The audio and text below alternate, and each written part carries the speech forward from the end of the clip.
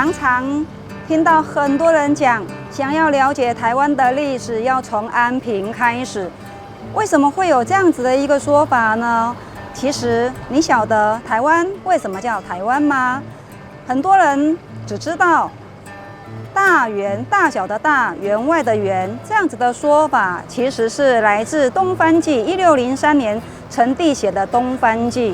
而事实上呢，我们有一种说法，也就是说，当初在一坤生这个地方呢，得有万社是居住在这个空间。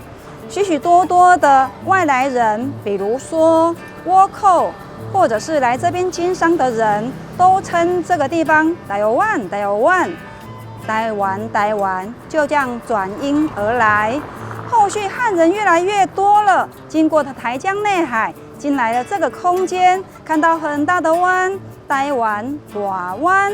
还有另外一个说法，因为权章械斗的关系，生活不如意，台湾卖碗。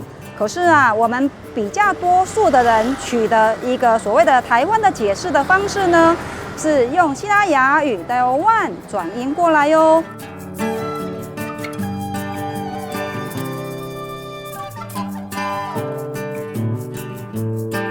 我们现在所在的位置，也就在一坤生。我们现在呀，看到了这边呢，有一间庙宇叫做妙寿宫。传说呢，是在明代年间呢，有一条船到了这边沿岸呐、海岸呢，结果呢，当地的居民就把船接上来，要供奉祭拜。慢慢的久了之后，因为香火实在越来越鼎盛了，在地人呢有一对兄弟阿妙跟阿寿呢，就捐了这块土地出来，因此这个庙的名称取为妙寿宫。我们现在所在的位置呢，是在妙寿宫旁的这边，你可以看得到一个金万安号。这艘船呢，应该算是目前永世王船呢传承下来的王船里面是最大的一条王船哦。王船的概念其实是送温王的概念，往往呢就会把12生肖呢的图腾画在船身上面。后面呢这边你可以看得到，除了有吉祥的图腾之外，而主尾这边呢，它有一个角绳，它可以呢，其实完全就是仿照我们印象中，实际上船只操作该有的一些机具，还有一些的功能，它其实都是完完整整展现出来。我们现在保存下来的一些的功法，比如说你可以看到下面这边有一个压舱石。为什么要放压舱石呢？风帆的年代，我这个船只要渡过黑水沟，我总是希望这条船能够很稳，能够很安全呢，能够到了台湾这个地方。你晓得当时有多危险吗？10去6死3留1回头，10个人来6个阮死耶。所以都希望能够平安的能够到了安平这个地方。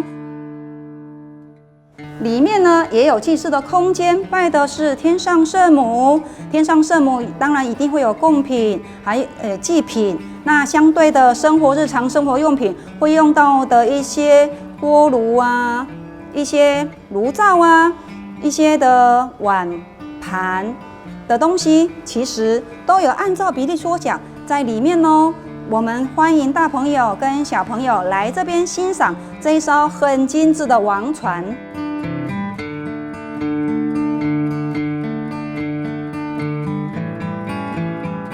我们现在在如金堂古厝，在地流传一句俗语哦，大厝到包屋，3了8里门，其实就是告诉你这个生活空间、居住空间是非常的大，而居住在里面的人呢，真的是非常的有钱。怎么说呢？这个屋主他身高很高，180公分左右。因此呢，地方也另外流传了一个地方语呢，有乐基户嘛无乐基厝，有乐基厝嘛无乐基户，其实就是要告诉你，你有它的富有，但是你也没有它的这么漂亮的一个居家空间哦。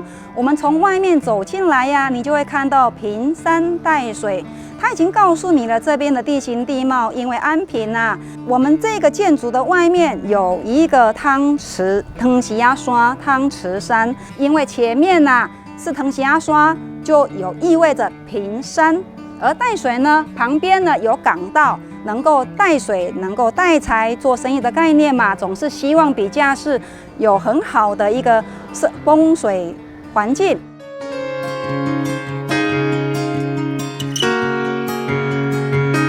我们现在呢，已经到了安平聚落哦。这个地方啊，你可以找到有好多的剑狮，而且啊，你不难发现到，除了有剑狮之外呢，你还会看到风狮爷，还有一些验圣物。首先，我们现在呢看到旁边这一个，它其实就是一个所谓的风水的一个元素，它要挡煞嘛，因为前面有一条路哈，你会看得到这个剑狮，它很不一样。很像外国人，所以这个要叫做阿多亚剑狮哦。你看它的眼睛呢，是用弹珠下去镶砍进去的，而且这个剑呐，下次你们来的时候可以问问在地人，剑柄在左边代表什么意思，而剑柄在右边又代表什么意思呢？来这边探寻一下，了解一下。很有趣的一点就是说，为什么要做一个阿多亚剑狮在这里呢？因为这边是港道。经常会有很多外国人来这边消费，因此呢，这边呢就做了这边的特色元素哦。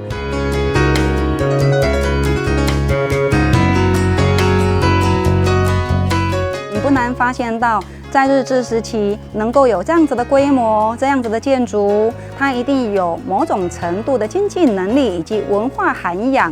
而这个建筑呢，本身啊，全部都是白色的建筑，外面呢是洗石子。你可以看到，为什么洗石子外面都有沥青呢？话说啊，在战争的年代呢，日方呢就想到一个方法，是不是请这户人家呢铺上了沥青，让这个白色的建筑体呢，在高空上其实是没有办法被察觉到。也就是说，当我美军在天空上飞行的时候，我不会以这个建筑作为依据来推估我要设其他的地方的一个概念。因此呢，时间久了，这些沥青呢都开始一个一个剥落下来了。但是呢，虽然剥落，也是很难掩藏住它的时尚。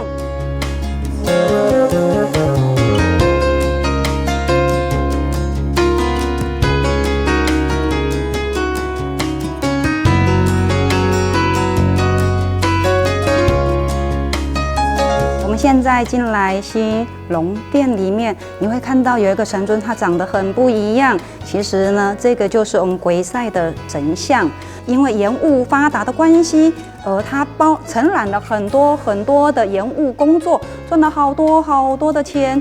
他也很乐善好施，结果有一天呐，他呢居然已经成了神仙。而我们来看一看我们龟赛他的神像的样子。他呢戴的是西瓜皮的一个帽子，穿的呢是明初的一个衣服啊，你会看到有一个很大的一个烟斗哦。因为啊，我们可以说他好喜欢抽烟，永远烟不离身。你知道要怎么跟他互动吗？没有错，请他抽烟。但是啊，抽烟的概念不是你抽过之后再请他哦，你必须要把它点燃了之后呢，再请翁给赛抽烟。而你会发现到它的烟瘾真的很大，因为在这个密闭的空间呐，它的烟呐居然吸得非常的快。好，我们现在已经走到了古城墙，也就是西龙殿的后面哦。你会看得到这个古城墙啊，它是真的是山和土所建造出来的。你会看得到这些的古砖墙呢，中间啊，你看有好多大小不同的洞，你见证当时明郑时期郑家军跟荷兰军交战的一个历史古战场哦。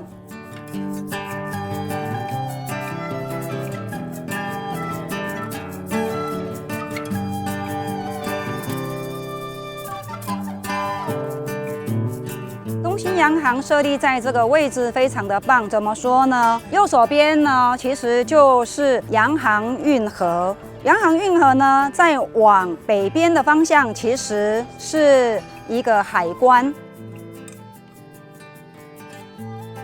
我们会不难发现到这边用的建筑材料很不一样哦，它大量用了 logo 胶，其实就很有现代的所谓的艺术风格味道。因此呢，你可以靠近点来看一下 logo 胶为什么叫 logo 胶？其实啊，这就是珊瑚礁。为什么要称为 logo 呢？因为它很像人的大脑的那个形状，所以叫 logo 脑。好，那你如果说呢，视野延伸，你会发现到说，它所使用的建材还有它的设计，它用了很多的门扇，它为了其实就是增加采光，还有动线比较流畅。这个地方呢，其实是很悠闲，很适合呢大家在这边休息。当夕阳西下的时候，看着日落，听着音乐，享受这边生活的宁静。欢迎大家能够来这边走一走，看一看。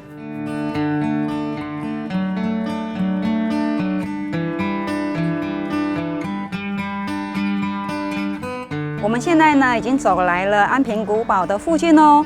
很多人来过安平古堡啊，可是每次呢只能看到安平古堡园区里面的台湾城残基，而台湾城残基那一片呢，其实我应该这么说好了，安平古堡原本的建筑有内城跟外城，内城是正方形，外城是长方形。我们现在在安平古堡里面看到的那一片城墙呢，是外城，也就是长方形里面的南墙。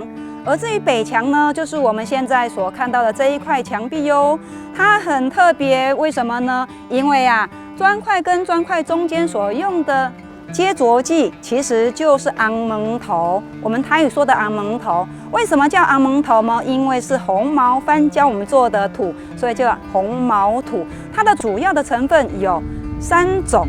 糯米汁、糖汁、科灰粉，所以你要是靠近来看的话，你会发现到这些呢都有科灰，有一些没有燃烧或者是没有烧得很完整的一些科灰壳哦。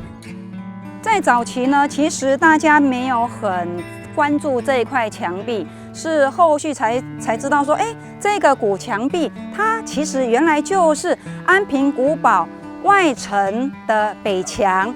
现在呢，我们有量测过，它现在的长度呢是38.7公尺长哦。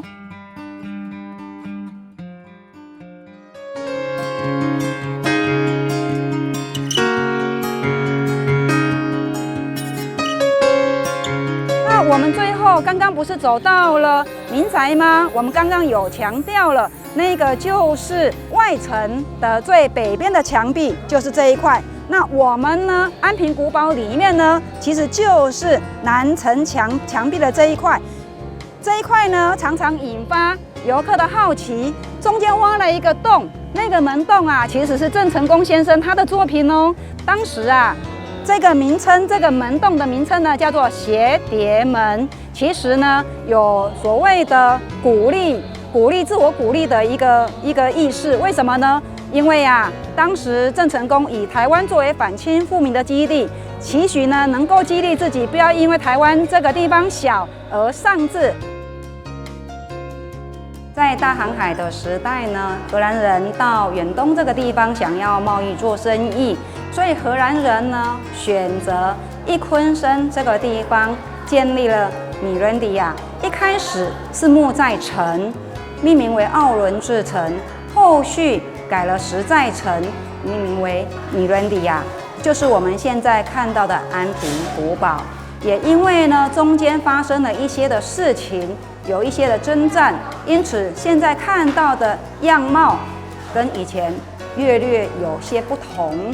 这边有让大家看到，这个呢是原来安平古堡的大门，它其实呢被封住了。而后续呢，你会发现到内层的砖块都搬得差不多了。为什么？因为啊，后续沈葆桢要来盖义在京城的时候，没有想到林定国知府亏空吃案，造成了严重缺乏砖块。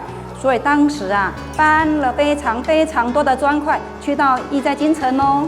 我们欢迎各位朋友能够来安平古堡这边呢，听听我们在地的故事，感受一下呢我们曾经发生过的历史。